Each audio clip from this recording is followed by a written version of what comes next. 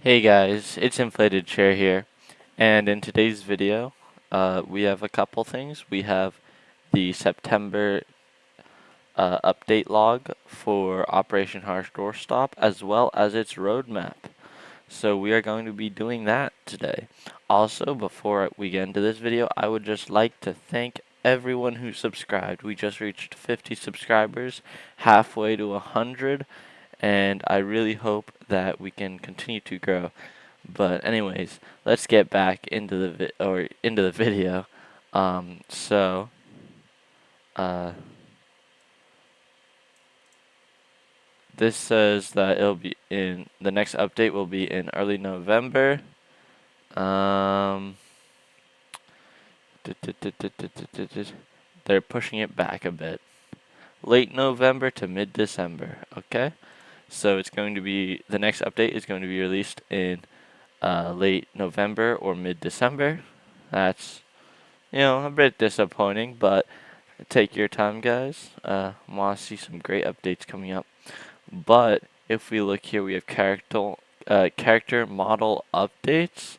Further improvements have been made to the Operation Rolling Stone character models, specifically the combat fatigues for the USMC characters.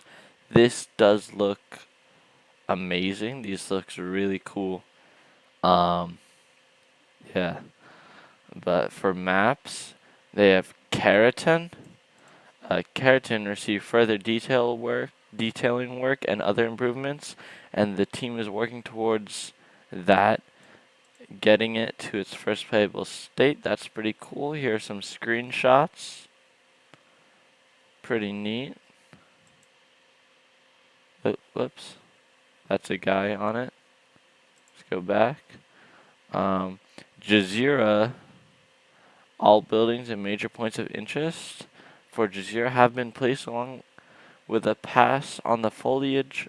The next step will be to place down walls and other large hard cover positions so it's in its first in a basic first playable state for this upcoming update. That'll be cool. This map looks neat. Animations. So they're doing a refactor of the animations for all weapons and items. The gifts shown below are some of the remaining weapons that he had to finish, and every faction kit is just about completed at this time. So it's pretty close to being done. The only outstanding weapons/items are the ones we have that very recently been added, and those will be completed in time for the next major update. Cool, cool. These animations look really nice.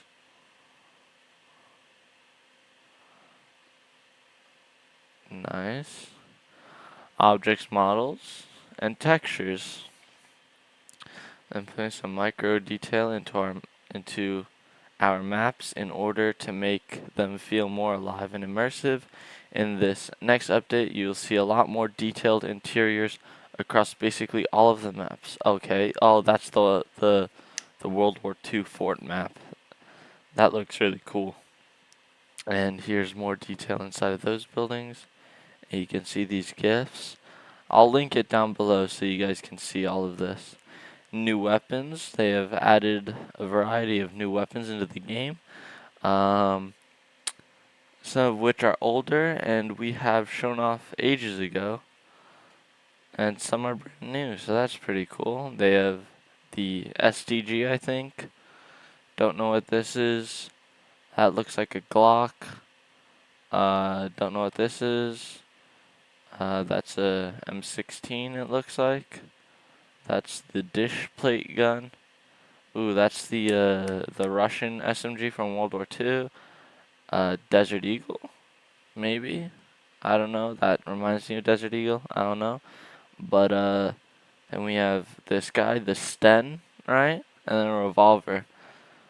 Foliage. Middle Eastern bit with new, better looking, and more consistent and optimized set of trees, bushes, small plants, grass types, and so on. That looks really nice.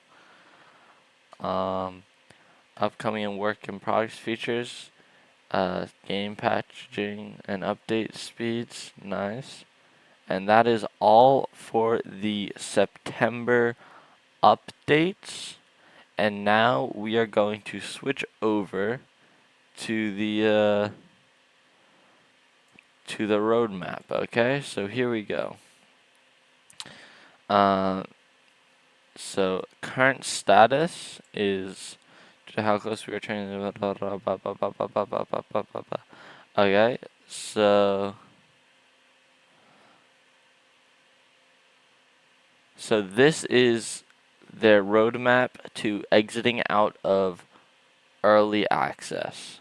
So when all of this is completed, it will be a full feature game.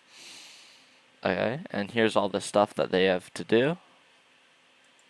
Pretty cool. Vehicles. Ooh, look at these. This is neat. And wait, let's read. So the significant feature of adding vehicles is coming up. It is 90% done. Okay, that's pretty close. So they have 2 vehicles right now. This one, which is like modern US, and a insurgent technical.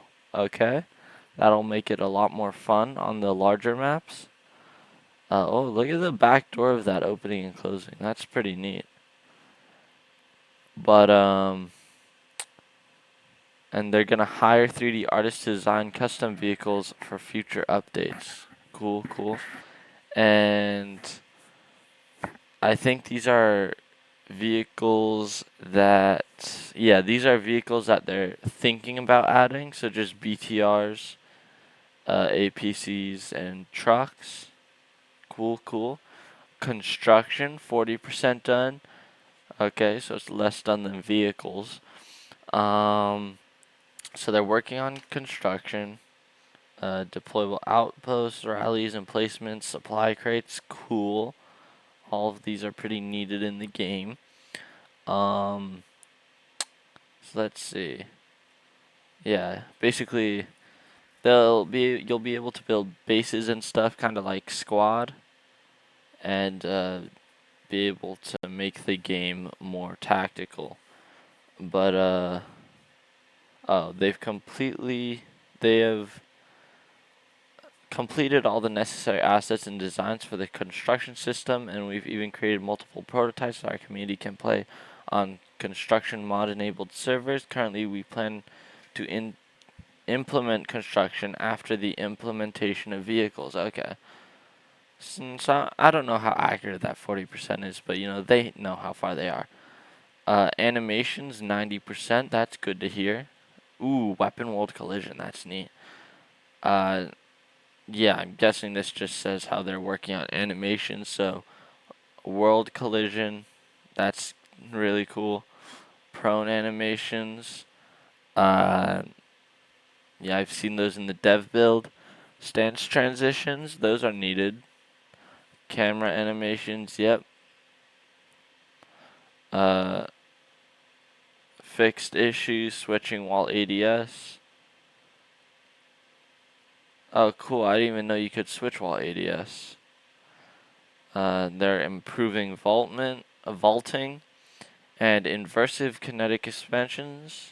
Oh, look at that. So the feet like track where the ground is so they don't look floaty. That's really good.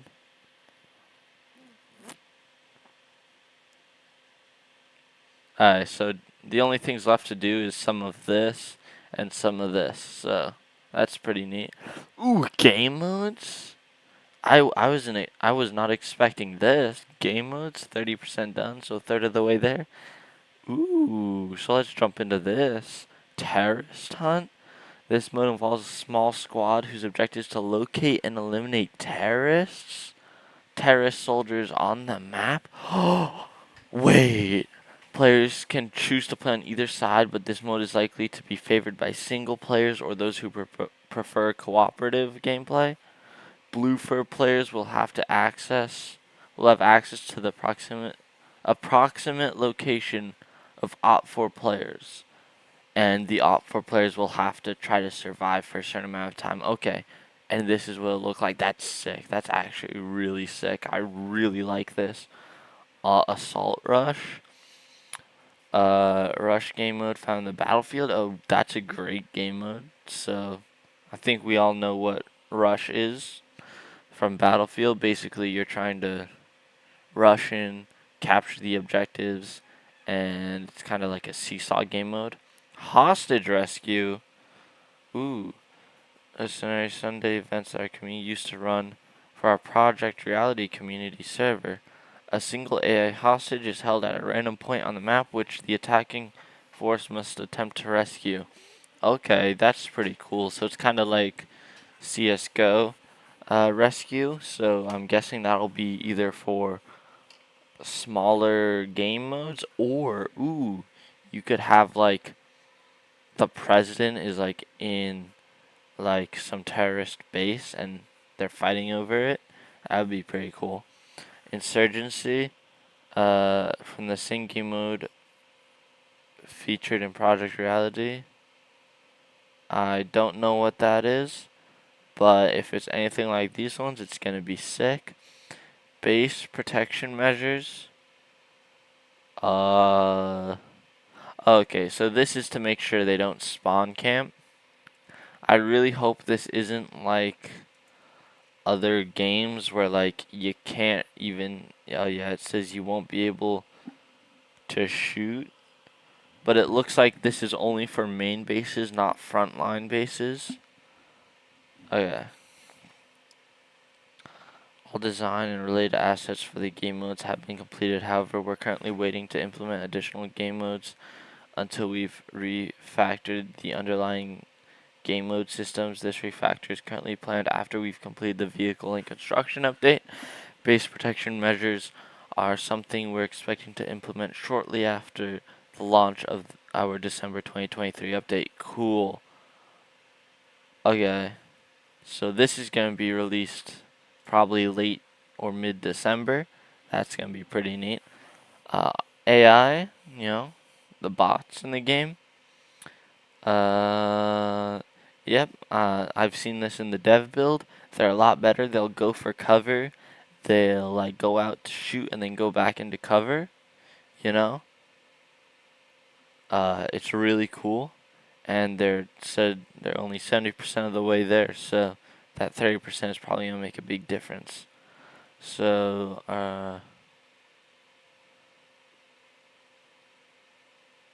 yeah, so they're just finalizing.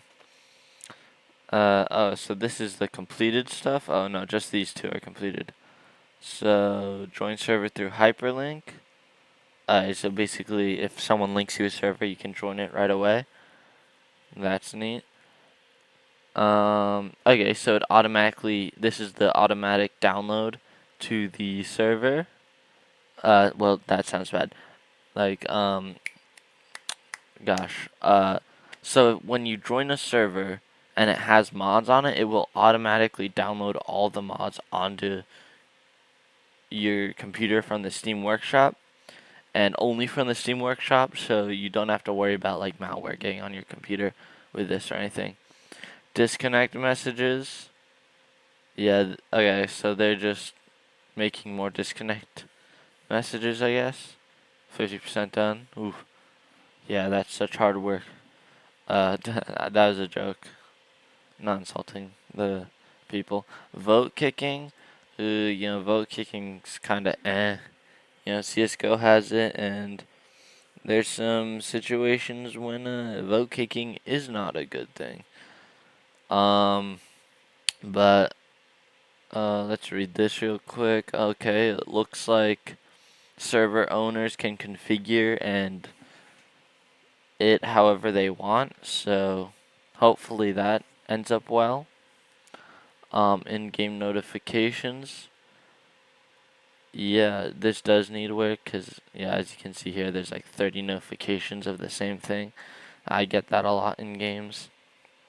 But yeah, really, that's going to be nice. Interaction system. Ooh, okay. So, nice. So this will be used for like healing. This is used to get in and out of vehicles and stuff. This is used for construction. This is used for picking stuff up. So this is just waiting on everything else to be finished before they implement it.